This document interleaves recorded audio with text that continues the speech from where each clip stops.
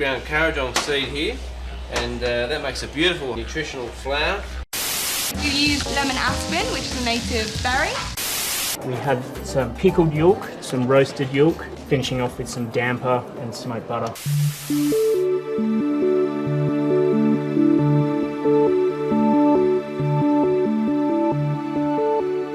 At the University of Queensland, we've been working on bush foods for the past 12 years. And then whenever we talk about foods like wattleseeds or cacklopalm, people are like, what is that? It's a huge amount of plants that actually have food and botanical properties, but we have a very small amount that are actually in production.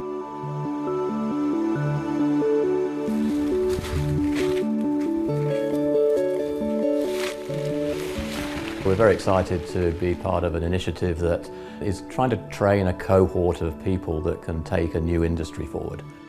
The consumer wants foods that are healthy. They want less processed food, so they want foods that are wholesome. So this centre can deliver to that need. All the research that we've done is about the health benefits and nutritional benefits of Australian native food, fruits, oils, leaves and tubers. And what we've found is that basically Australian native food is very, very high in nutritional value. It's very, very high in antioxidants. All the main priority species are at least equal to or higher than the blueberry. And they got a big seed in them too, so we'll try and keep those seeds. I think for Australian native foods, this is the first.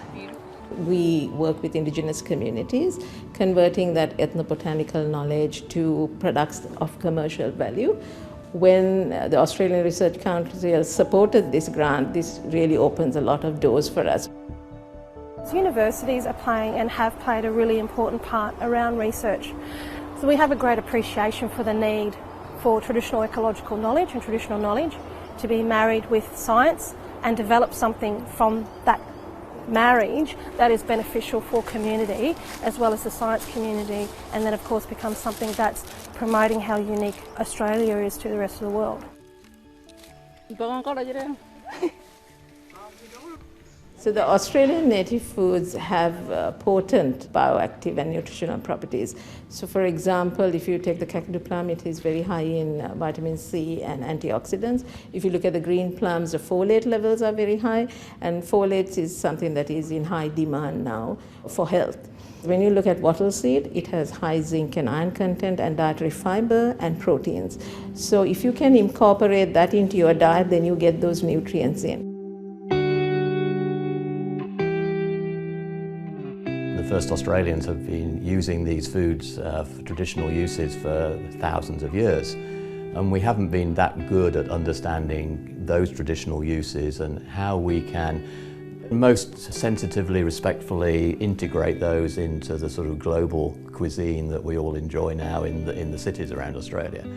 So a lot of what we're trying to do here is to find the right routes by which we can integrate some of the knowledge that's come from traditional uses of plants, respecting the wishes of the communities that are growing and looking after managing these plants, but in a way that generates economic benefits for those communities and also creates something which is different to what's currently available.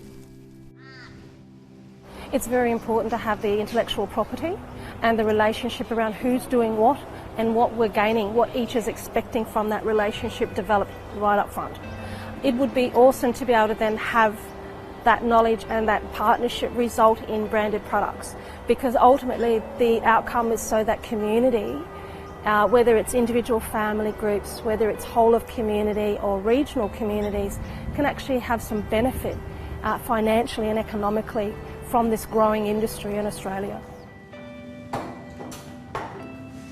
We've got the food scientists and the chemists who will be working on the food composition, toxicity, safety, and then we also have the UQ law who is looking at benefit sharing, intellectual property, marketing and branding and what that implies. And then we also have social scientists who will look at the social impact that we will have when we work with communities.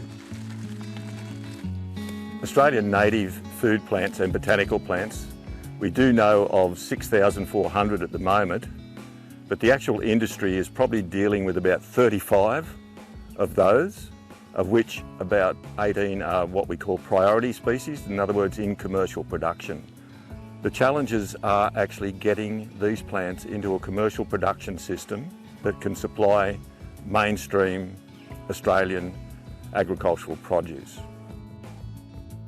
It makes a lot of sense to grow Australian plants in Australia.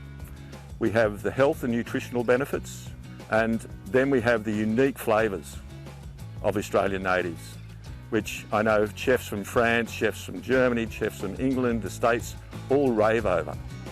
Why aren't we using these more in our actual cuisine?